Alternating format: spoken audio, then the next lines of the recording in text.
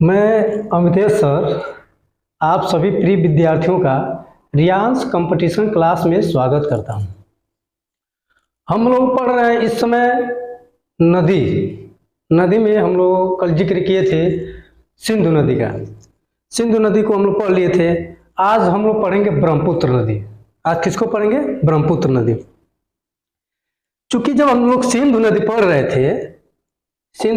रहे थे तो सिंधु नदी में पहली बात आज का जो टॉपिक है ब्रह्मपुत्र नदी, चूंकि मेरा जो पिछला क्लास है सिंधु नदी उसको आप लोग पढ़िएगा और देखिएगा कि उसमें क्या कंटेंट है।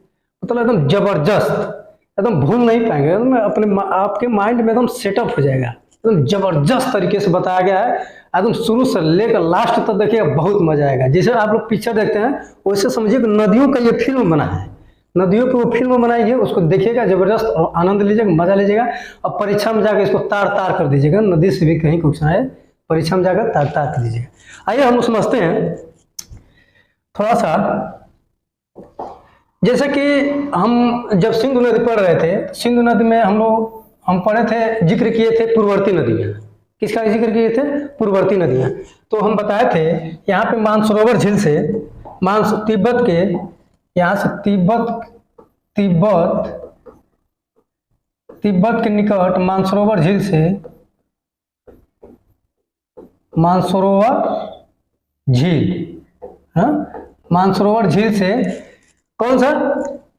चेमायांगडुंग। कौन सा? चेमायांगडुंग ग्लेशियर। चेमायांगडुंग ग्लेशियर यानी कि तिब्बत के मानसरोवर झील के पास से चेमायांगडुंग ग्लेशियर से 3 नदियां निकलती हैं। कौन कौन से? 3 नदियां निकलती हैं। कौन कौन सी निकलती हैं? 3 नदियां निकलती हैं। तो जिसमें इधर से एक चल जाती है सिंधु, ये सिंधु, 3 नदियां, 2 नदियां, और इधर से एक निकलती है जो आज हम लोग पढ़ेंगे ब्रह्मपुत्र। यहीं से ब्रह्मपुत्र निकल जाती है। और फिर यहां से एक निकल जाती है सतलज। कौन सी निकल जाती है? सतलज, जो ब्रह्मपुत्र की सबसे बड़ी सहायक नदी है। यहाँ पे यानी कि सिंधु और सतलज हम लोग पढ़ लिए थे। आज का टॉपिक क्या है? आज का टॉपिक है ब्रह्मपुत्र। आज हम लोग पढ़ेंगे ब्रह्मपुत्र। तो आइए हम लोग देखते हैं ब्रह्मपुत्र को थोड़ा सा।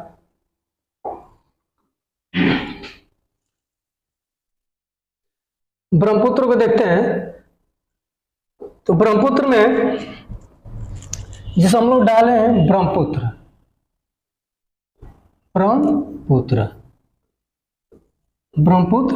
नदी। सबसे पहले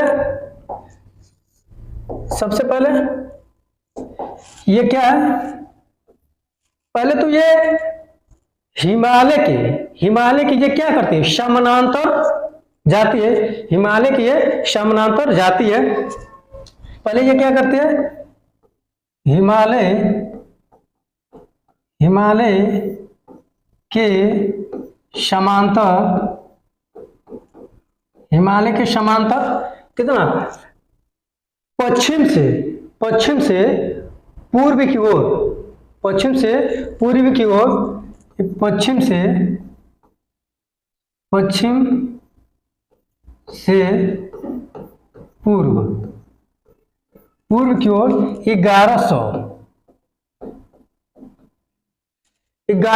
1100 किलोमीटर क्या करती है? यानी हिमालय का समानांतर 1100 किलोमीटर पश्चिम से पूर्व की तरफ जाती है। जब पश्चिम से पूर्व की तरफ जाती है तब वहीं पे अरुणाचल प्रदेश में यू रिटर्न होकर, यानी कि एकदम यू आकार की घाटी बनाकर और अरुणाचल प्रदेश में क्या होती है? प्रवेश हो जाती है। यू आकार की घाटी बनाकर और अरुणाचल प्रदेश में प्रवेश हो जाती है। तो 1100 किलोमीटर जाती है। वहां पे नामचा बारवा पर्वत है, वहां से यू आकार की घाटी बनाकर अरुणाचल प्रदेश में दिहांग के नाम से प्रवेश हो जाती है। पहला तत्व। दूसरा ये इसकी लंबाई कितनी है? लंबाई इसकी 2900 किलोमीटर है। कितनी है? 2900 किलोमीटर है। इसकी लंबाई कितनी है? लंबाई 2900 किलोमीटर है। फिर इसकी लंबाई 2900 किलोमीटर है। जब ये असम की घाटी में प्रवेश करती है, जब ये असम की घाटी में प्रवेश, दूसरी बात लंबाई हो गया। फिर ये किन किन देश से होकर गुजरती है, किन किन देशों से होकर गुजरती है? तो भारत, चीन, भूटान और भारत, चीन, भूटान और बांग्लादेश। कौन कौन सा है?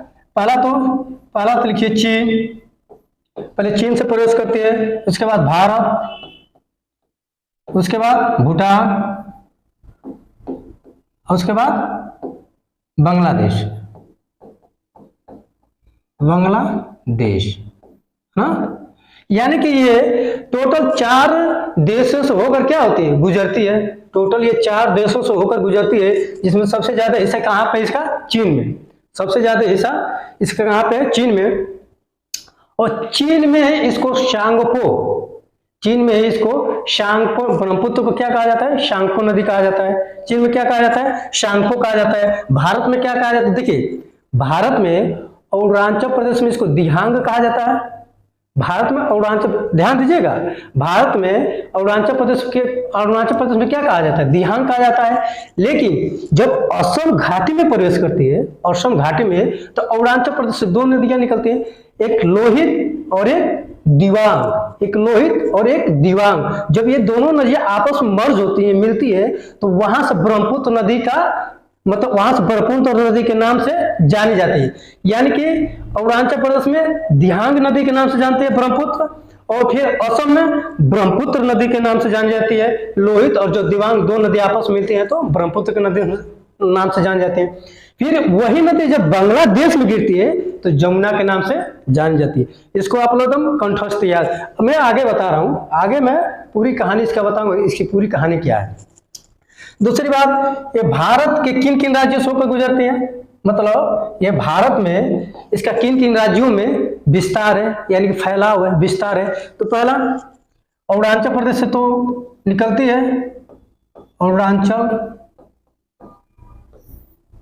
प्रदेश से ये निकलती है ना, मतलब अरुणाचल प्रदेश से भारत में प्रवेश करती है। फिर असम में, फिर कहां से? असम में, फिर असम में, अरुणाचल प्रदेश, असम। फिर हम लोग आ जाते हैं पश्चिम बंगाल, मेघालय, नागालैंड और सिक्किम। फिर कहां पे? पश्चिम बंगाल,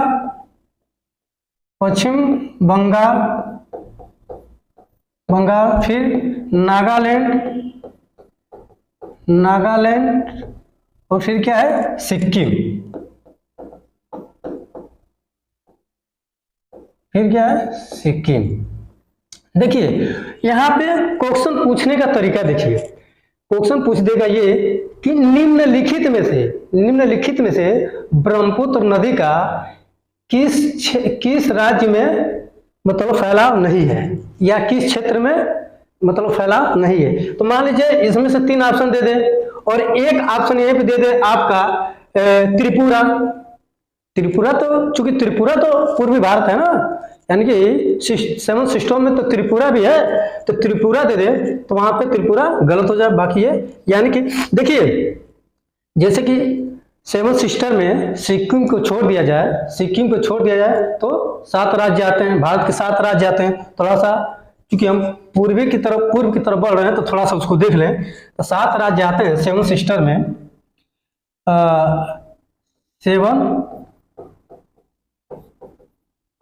7 सिस्टर, हाँ 7 सिस्टर है ना, 7 सिस्टर। चूंकि मेरा इंग्लिश कमजोर है, आप लोग थोड़ा सा मिला लीजिएगा। तो 7 सिस्टर में कौन कौन से आते हैं? पहला आपका आ गया अरुणाचल, कौन सा हो गया? अरुणाचल प्रदेश है ना। फिर दूसरा हो गया आपका असम हो गया। फिर नागालैंड है ना। फिर कौन सा हो गया? अरुणाचल प्रदेश, असम, नागालैंड। फिर मिजोरम। फिर हो गया मणिपुर, क्या हो गया? मणिपुर, मणि, फिर क्या हो गया,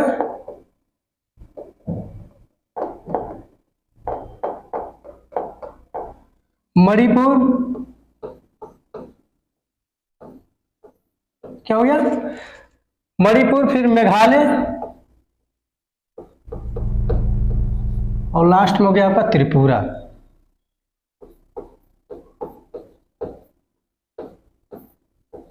कौन सा हो गया, त्रिपुरा, है ना। 1 2 3 4 5 6 7, यानी कि ये 7, यानी कि ये पूर्वी भारत की 7 सिस्टर के नाम से ये जाने जाते हैं। ये सातों राज्य 7 सिस्टर के नाम से जाने जाते हैं, यानी कि 7 सिस्टर स्टेट, है ना। ये सातों राज्य 7 सिस्टर के नाम से जाने जाते हैं। क्योंकि सिक्किम भी पूरब में है, लेकिन सिक्किम को उसमें नहीं लिया जाता।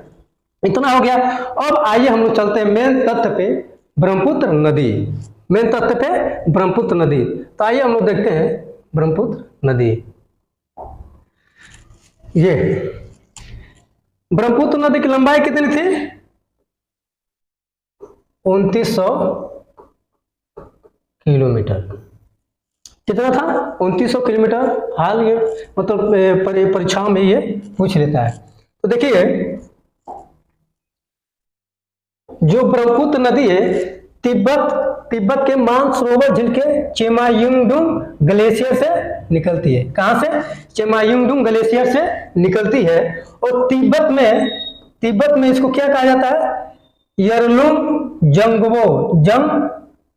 जंगबो या शांगपो। तिब्बत में इसको क्या कहा जाता है, यरलुंग जंगबो या शांगपो। फिर ये ब्रह्मपुत्र नदी आगे बढ़ती हुई आती है, यानी कि यह नदी आगे बढ़ती हुई आती है यहाँ पर अरुणाचल प्रदेश में। कौन सा, अरुणाचल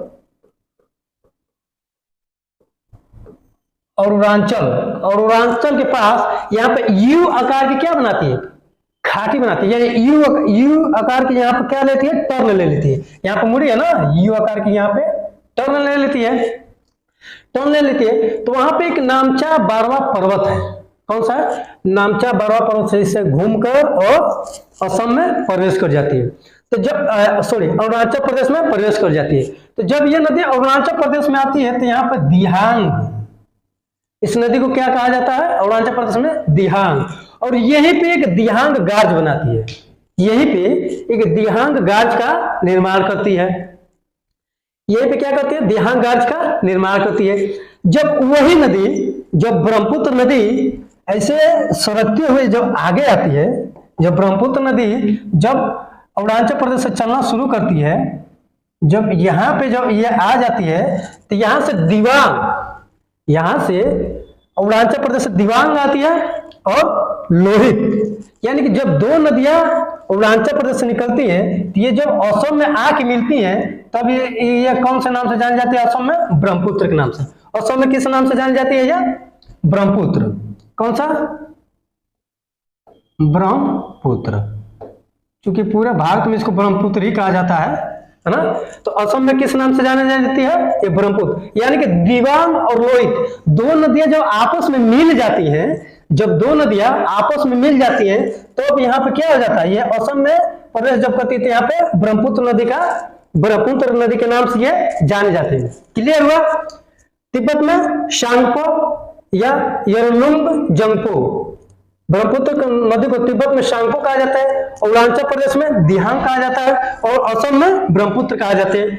यानी कि दिवांग और लोहित नदी जब दोनों आपस में मिलती है तो ब्रह्मपुत्र नदी के नाम से जानी जाती है। अब देखिए यहीं पे एक फैक्ट है, ये पे जब ये दोनों नदियां मिलती हैं तो यहीं पे माजुली द्वीप का निर्माण होता है। माजुली द्वीप का निर्माण होता है, यानी छोटे छोटे से बहुत से द्वीप हैं, छोटे बड़े बहुत से द्वीप हैं। तो चूंकि कहा जाता है सबसे बड़ा नदी द्वीप कौन सा है, विश्व का सबसे बड़ा नदी द्वीप कौन सा है, तो माजुली द्वीप। माजुली द्वीप कहाँ पे है, तो असम में। कहाँ पे है ये, असम में, है ना। माजुली द्वीप कहाँ पे है, तो असम में। यानी कि विश्व का सबसे बड़ा नदी द्वीप, जैसे कि अगर जो द्वीप के पास में विश्व का सबसे बड़ा द्वीप तो ग्रीनलैंड हो जाएगा, लेकिन विश्व का सबसे बड़ा नदी द्वीप कौन सा है, तो माजुली द्वीप कहाँ पे है, असम में। यानी कि दिबांग दिबांग और लोहित नदी जब मिलती हैं तो ब्रह्मपुत्र के नाम से जाने जाते हैं। यहीं पे माजुल द्वीप का क्या होता है, निर्माण होता है। यहीं पे एक फैक्ट और है, क्योंकि ये जो है, ये जो पुल है भूपेन हजारिका पुल है। कौन सा है, भूपेन हजारिका ब्रिज है या पुल है। ये भारत की सबसे बड़ी मतलब पुल, सड़क पुल है। ये भारत की सबसे बड़ी सड़क पुल है, जिसकी लंबाई है 9.15 किलोमीटर। चूंकि भूपेन हजारिका एक संगीतज्ञ थे, उन्हीं के नाम पर ये भूपेन हजारिका ब्रिज बनाया गया। सदिया से और धुबरी तक, मतलब सदिया से धुबरी तक क्या करता है, संपर्क करता है, यानी कि जोड़ता है। सदिया से धुबरी तक को संपर्क करता है, यानी कि जोड़ता है। कौन सा, भूपेन हजारिका ब्रिज। अब यही से हम लोग आगे आते हैं, यही से हम लोग आगे आते हैं। और इसकी जो सहायक नदी है, ब्रह्मपुत्र की सहायक नदी है कौन सी है, बूढ़ी गंगा। कौन सी नदी है, बूढ़ी गंगा। यानी कि ब्रह्मपुत्र की सहायक नदी कौन सी है, बूढ़ी गंगा। जब यहाँ से निकलती है तो असम में जाकर ब्रह्मपुत्र में मिल जाती है। कहाँ मिलती है, जहां पे ए बना है तो समझिएगा असम है, जहां पे ए बना है असम है। यानी कि बूढ़ी गंगा यहाँ से निकलती है, बूढ़ी दिहांग, इसको बूढ़ी दिहांग पढ़िएगा। बूढ़ी दिहांग यहाँ से निकलती है और असम में जाके ब्रह्मपुत्र में मिल जाती है। फिर तिब्बत से एक नदी निकलती है, सुवनश्री। कौन सी नदी निकलती है, सुवनश्री, अरुणाचल प्रदेश से। ये ब्रह्मपुत्र की सबसे बड़ी सहायक नदी है। ये ब्रह्मपुत्र की सबसे बड़ी सहायक नदी। क्वेश्चन पूछ दीजिएगा कि ब्रह्मपुत्र की सबसे बड़ी सहायक नदी कौन सी है, तो सुवनश्री है। अरे सुवनश्री याद करना बहुत आसान है, सुवनश्री ना। तो ब्रह्मपुत्र की सबसे बड़ी सहायक नदी कौन सी है, सुवनश्री, जो असम और अरुणाचल प्रदेश से होकर प्रवाहित होती है। कहां से, असम और अरुणाचल प्रदेश से होकर प्रवाहित होती है। ये प्लस असम भी है ना, ये असम और अरुणाचल प्रदेश से होकर प्रवाहित होती है। कौन नदी, सुवनश्री, जो कि ब्रह्मपुत्र में आके मिल जाती है। तिब्बत से निकलते हैं, ब्रह्मपुत्र में आके मिल जाती है और असम और अरुणाचल प्रदेश से प्रवाहित होती है। और ये ब्रह्मपुत्र नदी, सुवनश्री ब्रह्मपुत्र की सबसे बड़ी क्या है, सहायक नदी है, सबसे बड़ी सहायक नदी है, चूंकि मुख्य नदी है। अब आइए देखिए, अब एक है लोसांग पर्वत से, लोसांग पर्वत जो कि नागालैंड में है। जैसे पूछ देगा लोसांग पर्वत कहाँ पे है, तो नागालैंड में। लोसांग पर्वत कहाँ पे है, तो नागालैंड में। लोसांग पर्वत कहाँ है, तो नागालैंड में। तो यहाँ से धनसिरी नदी यहाँ से निकलती है और असम में जाकर ब्रह्मपुत्र में यहाँ पे मिल जाती है। लोसांग पर्वत से धनसिरी नदी निकलती है और असम में जाके मिल जाती है। ब्रह्मपुत्र से असम में जाके मिल जाती है, नागालैंड से निकलती है। नागालैंड के लोसांग पर्वत से धनसिरी नदी निकलती है और असम में जाकर ब्रह्मपुत्र से मिल जाती है। अब आइए एक मेघालय के पठार से, यानी कि मेघालय ही में तो मेघालय का पठार होगा ना, तो मेघालय के पठार से कपिली नदी निकलती है। मेघालय के पठार से कौन सी नदी निकलती है, कपिली नदी, और असम में जाकर ब्रह्मपुत्र में मिल जाती है। क्योंकि देखिए सबसे ज्यादा क्षेत्र इसका भारत में देखा जाए तो असम में है, इतना दिमाग में रखिएगा। सबसे ज्यादा क्षेत्र देखा जाए तो भारत में इसका किस में है, असम में है। और फिर ये कपिली नदी कहां से निकली, मेघालय के पठार से निकली और ब्रह्मपुत्र में जाकर असम में मिल गई। फिर आ जाइए मानस नदी, यानी कि तिब्बत से निकलती है और असम में मतलब ब्रह्मपुत्र से आके मिल जाती है। क्योंकि मानस जो है, मानस, तो आप लोग सुनोगे मानस नदी एक काजीरंगा राष्ट्रीय उद्यान यहीं पे है ना, मानस उद्यान भी यहीं पे। काजीरंगा एक गेंडे सिंह वाला का है, मतलब एक सिंह वाला गेंडे के लिए प्रसिद्ध है। काजीरंगा किसके लिए प्रसिद्ध है, एक सिंह वाले गेंडे के लिए प्रसिद्ध है। यहाँ पे मानस नदी है तो मानस उद्यान भी असम में ही पाए जाते हैं। जाहिर सी बात है मानस नदी के तट पे ही मानस उद्यान है और काजीरंगा भी यहीं के प्रसिद्ध उद्यान है असम का। अब आते हैं, अब उत्तरी भूटान से कौन सी नदी निकलती है, संकोश नदी निकलती है। उत्तरी भूटान से कौन सी नदी निकलती है, संकोश नदी निकलती है। और ये भी आकर कहाँ मिल जाती है, ब्रह्मपुत्र में मिल जाती है। संकोश नदी भी ब्रह्मपुत्र में मिल जाती है। अब देखिए जेमू ग्लेशियर, पहली बात जेमू ग्लेशियर कहाँ पे है, जेमू ग्लेशियर कहाँ पे है, तो सिक्किम में। जेमू ग्लेशियर, एक क्वेश्चन मिला। जेमू ग्लेशियर कहाँ पे है? तो सिक्किम में। जेमू ग्लेशियर से कौन सी नदी निकलती है? तो तीस्ता नदी निकलती है। जेमू ग्लेशियर से कौन सी नदी निकलती है? तो ये तीस्ता नदी निकलती है और ये जाके ब्रह्मपुत्र में मिल जाती है। तीस्ता नदी जब निकलती है तो ब्रह्मपुत्र में मिल जाती है। तो यहाँ पे जब तीस्ता और जमुना मिलती है, यहाँ पे जब तीस्ता और ब्रह्मपुत्र मिलती है तो किसका निर्माण हो जाता है? जमुना नदी का। बांग्लादेश में वो तो जब ब्रह्मपुत्र बांग्लादेश में आती है, बांग्लादेश में, तो जमुना के नाम से जानी जाती है। इस फैक्ट को आप याद रखिएगा कि जब ब्रह्मपुत्र, यहाँ पे लिख भी लीजिए, यहाँ पे लिख भी लीजिए कि जमुना ना, बांग्लादेश में तीस्ता नदी जब ब्रह्मपुत्र से मिलती है, यहाँ पे लिख लीजिए कि बांग्लादेश में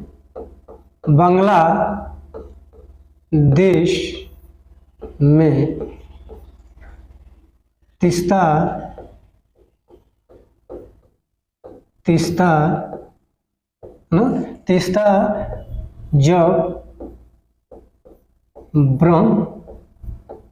जब ब्रह्मपुत्र में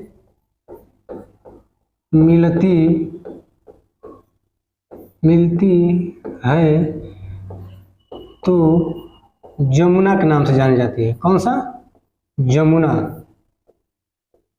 नदी के नाम से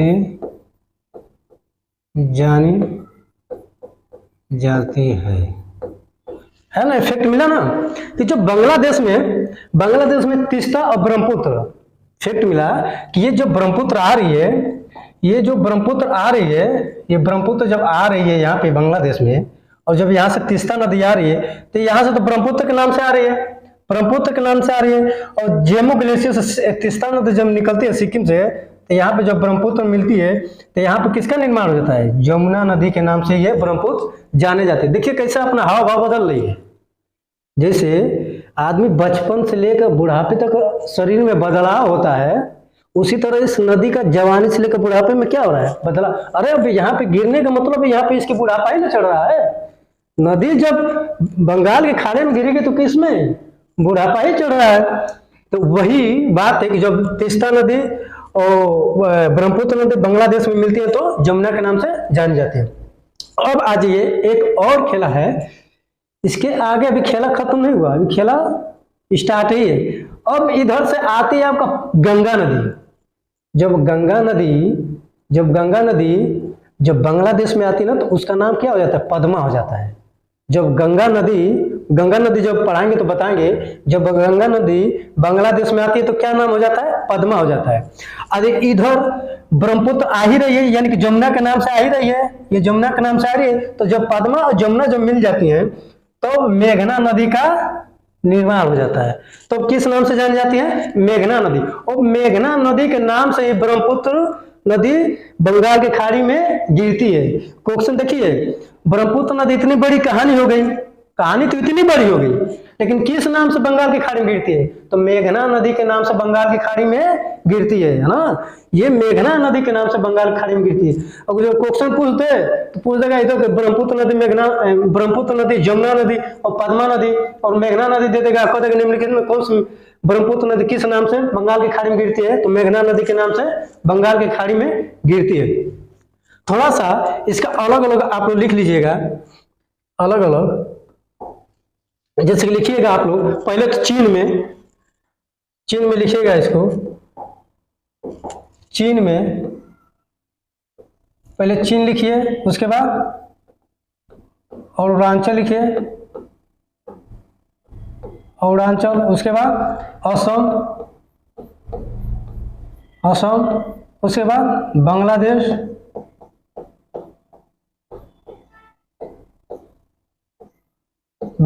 है ना। अब देखिएगा कि ब्रह्मपुत्र नदी को किस किस नाम से जाना जाता है। देखिए चीन में किस नाम से, अभी आप पढ़े शांगपो। चीन में किस नाम से? शांगपो। ब्रह्मपुत्र का नाम कितना हो गया? शांगपो हो गया। फिर अरुणाचल प्रदेश में किस नाम से जानी जाती है? दिहांग। कौन सा? दिहांग। और फिर असम में ब्रह्मपुत्र। ब्रह्मपुत्र। असम में किस नाम से जाने जाते हैं? ब्रह्मपुत्र। और बांग्लादेश में किस नाम से जानी जाती है? जमुना। जमुना। बांग्लादेश में किस नाम से जानी जाती है? जमुना। यानी कि ये ब्रह्मपुत्र के मतलब ब्रह्मपुत्र का अलग अलग देशों में अलग अलग नाम हो गया। अब थोड़ा सा आइए हम लोग देख लेते हैं इसकी जो सहायक नदियां हैं, इसकी जो सहायक नदियां हैं।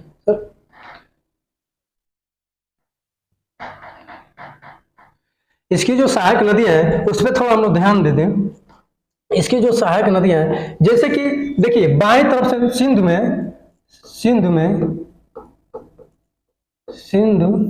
में बाएं तरफ से दाएं तरफ से मिलने वाली नदी, पहले लिखिए दाएं तरफ से मिलने वाली नदियां, मिलने वाली नदियां है ना। सॉरी ये सिंधु नहीं, देखिए सिंधु पढ़ा रहे तो सिंधु पढ़ाते पढ़ाते तुमको ये तो बड़ी बढ़िया मिस्टेक हो जाता है। सिंधु नहीं, ब्रह्मपुत्र।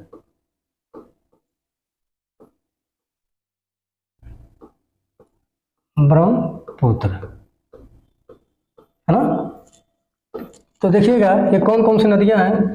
पहला तो दाएं तरफ से मिले दिबांग, लोहित, सुबनसिरी। कौन सी है? दिबांग, फिर लोहित, फिर सुबनसिरी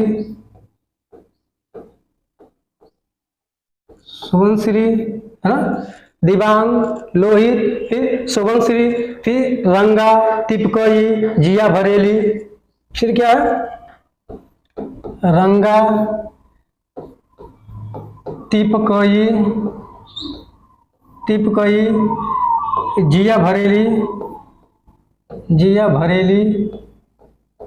भरेली बहुत इंटरेस्टिंग नाम है। जिया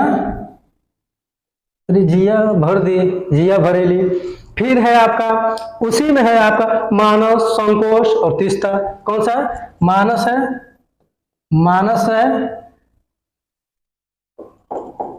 मानस,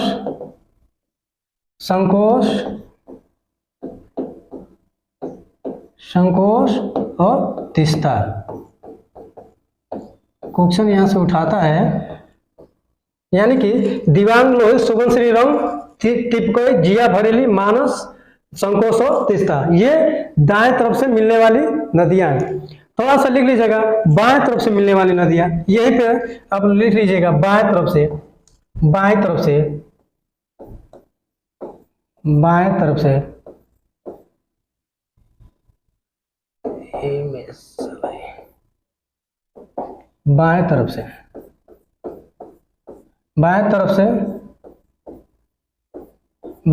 लिख लीजिएगा। बाएं तरफ से आपका है धनसिरी है, बाएं तरफ से धनसिरी, कपिली, देवांग और दिखो। कौन सी है? बाएं तरफ से धनसिरी